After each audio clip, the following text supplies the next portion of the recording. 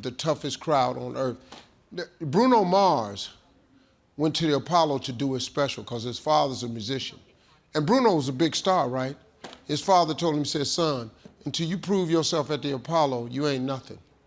That's why Bruno Mars went to the Apollo and did his special. Apollo only got 1,500 seats. Bruno Mars could sell 15,000 seats. But he had to go and see if his band was really that good, and they weren't. So you got to go to Apollo to really, they did some funny man. You know, on the last time we taped the show, you remember this lady?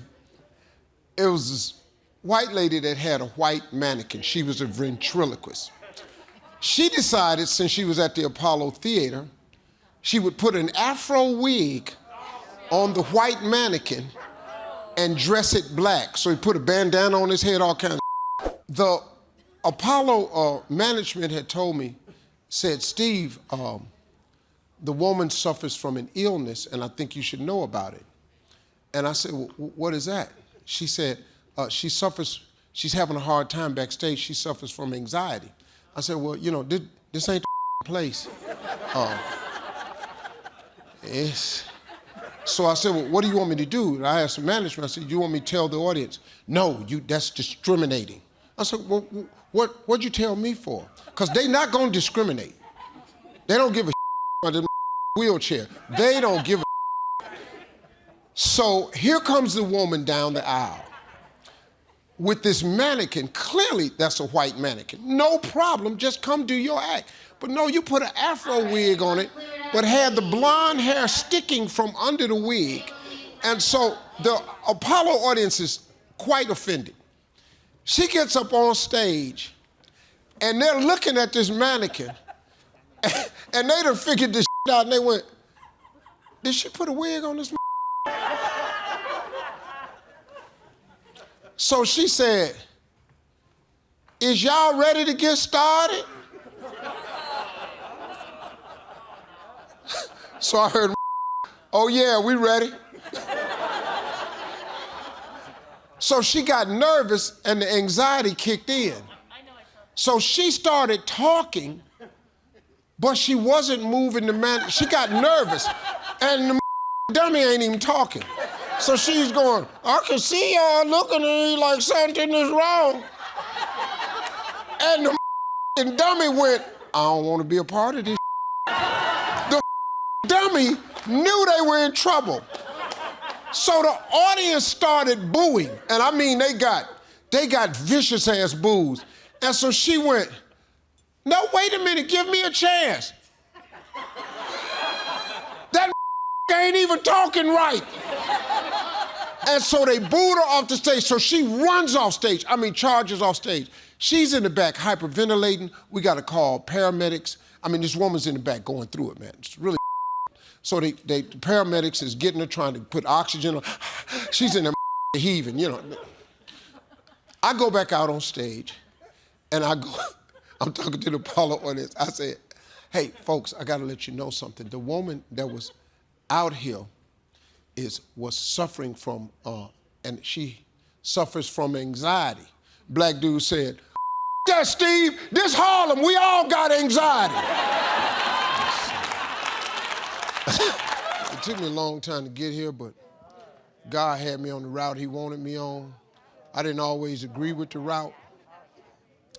But think about when you ask God for something, my mama used to say it all the time, you can't tell God how to bless you.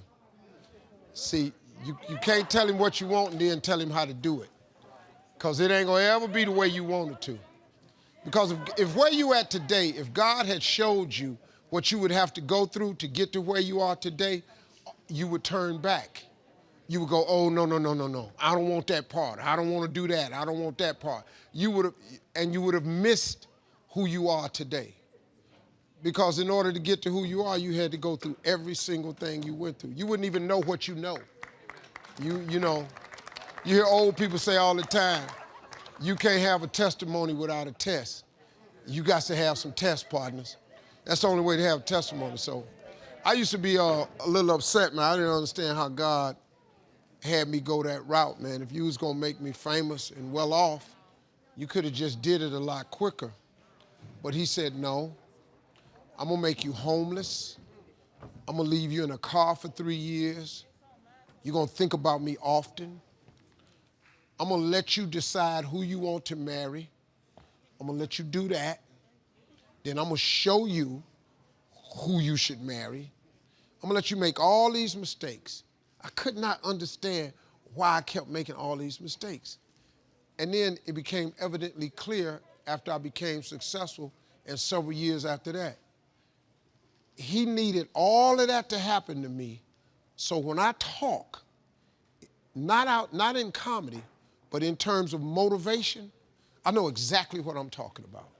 I can tell a person how to get up because I've been down. I can tell you how to win because I lost. I can tell you how to get over because I've been under. I can tell you how to get to the front because I've been in the back. That's awesome. And so that was everything I needed, man. That's why when young people ask me questions or tell me stuff, I got answers for it because, man, I've been through it. I took the long way round. I took everything. I think that's the part that young people don't get. Like, I talked to a lot of young acts today. I ain't doing that. That didn't pay enough. Did you hear what you said? You said it don't pay enough. But it pays. If you don't take the gig, you're going to get zero.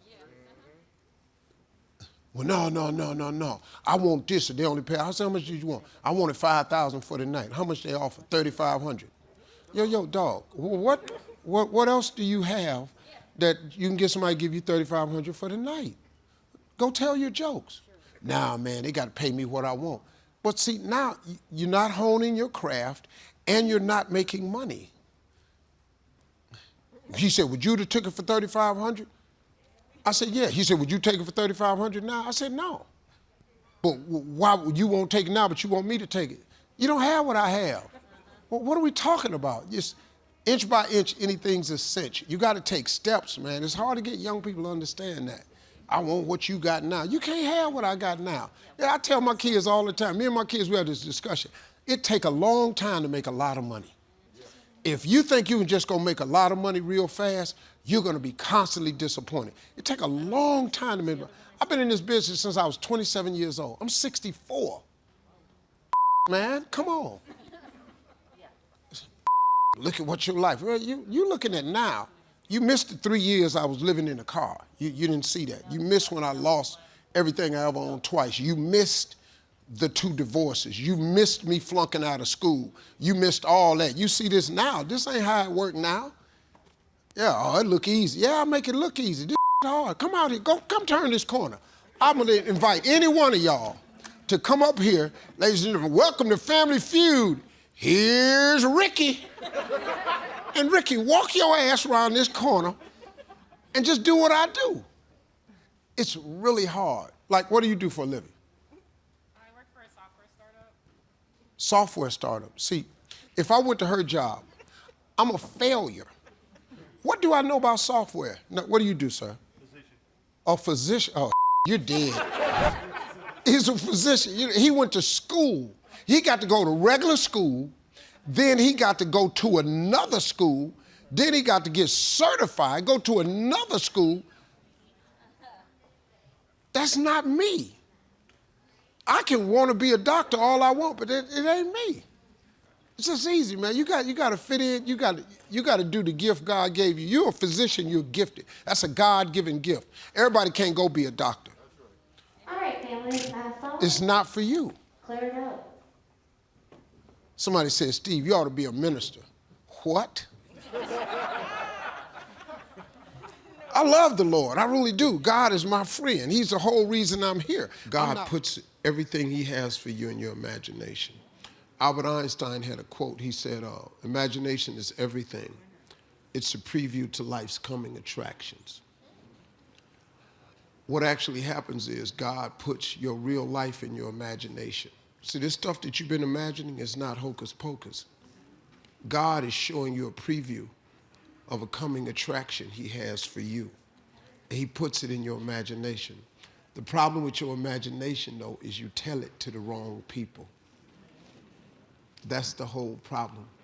See, if you want to kill a big dream, tell it to a small-minded person. How many times has God showed you something so vividly clear that you just knew it was perfect? You shared it with your loved ones and your friends, and they shot it down. You know why they shot it down? Because they couldn't see it. You know why they couldn't see it? Because God didn't show it to them. He showed it to you. And so all these things you've been imagining has been God planting seeds in your head of what he has for you. That's why when you're driving down the street and you see the car in the window, you imagine yourself driving that one instead of the one you got. Because that's the car God will give you. God is in your imagination. He ain't in your paycheck. He ain't in your current set of situations. God is in your imagination. I imagined at 10 I would be on TV. Now, I didn't get there till I was 38, but I got there. Do you know all the stuff you've imagined was really God just showing you a preview of a coming attraction he has for you? People don't understand that about their imagination. The school system would teach people the truth. The problem with school is it don't teach you how to be successful. That's the problem. College don't teach you how to be successful, nor does school. There's nothing wrong with it. If you want to be a doctor, lawyer, dentist, you got to go to school. But if you want to be successful, what you're supposed to do? You have to develop the principles of success. School teaches you how to memorize stuff. We're going to test you on it, and you recall what you've read, and we're going to give you a grade on it. Okay, when you get that degree, how you become successful, though? They don't teach you success. You teach success by changing your mental process. The difference between successful people and non-successful people, it has nothing to do with anything except how you think. That's the only difference, man. Successful people have developed the thought process. You all have it. You just got to learn the principles of success. All y'all. All of you gifted. All of you have a gift. God made you with a gift that brought all of you are gifted people. More gifted than me. You think because I'm out here, I'm the gifted one? I just got one gift. I can take information and transpose it into comedy immediately. Now that's a gift and a curse. That's a problem when you're young.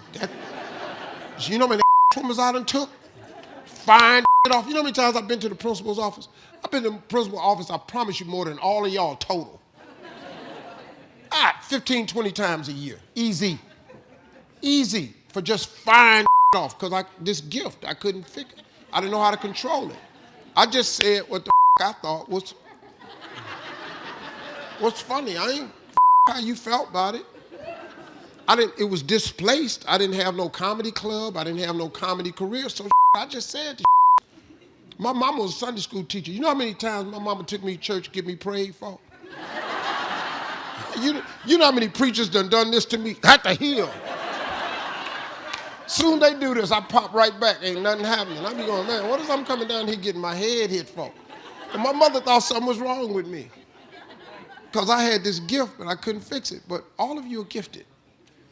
I'm telling you, I'm just waiting on them. I'm just telling you all this. You have to understand, man, that God has a really great life for you. And he put it in your imagination. You just got to stop telling it to small-minded people.